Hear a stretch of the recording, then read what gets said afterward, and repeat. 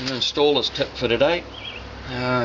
Working in the under the bonnet of a utility vehicle, and the tip for today is if you need to get a coax cable, if you need to get your OG58 cable from one side of the bonnet to the other, then obviously you can lay this cable down in here, zip tie it to existing wiring or hydraulic lines or whatever.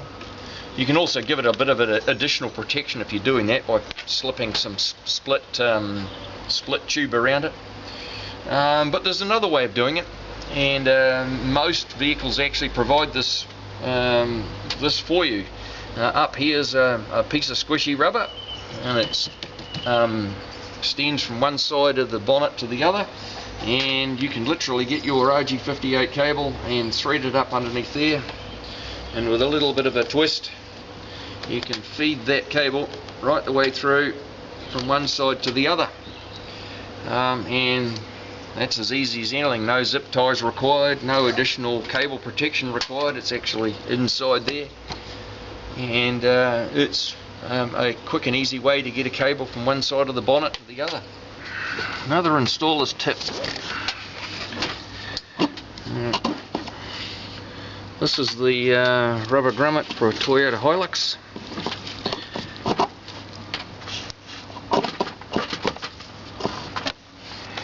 The installer's tip today is wire running lubricant. I've got a small bottle of wire running lubricant. I've actually put it in a Dettol container, but it's a blue colour. You can purchase it from electrical wholesale companies, and you squeeze a bit onto your hand and run it up the cables like that, and then you can pull it through rubber grommets.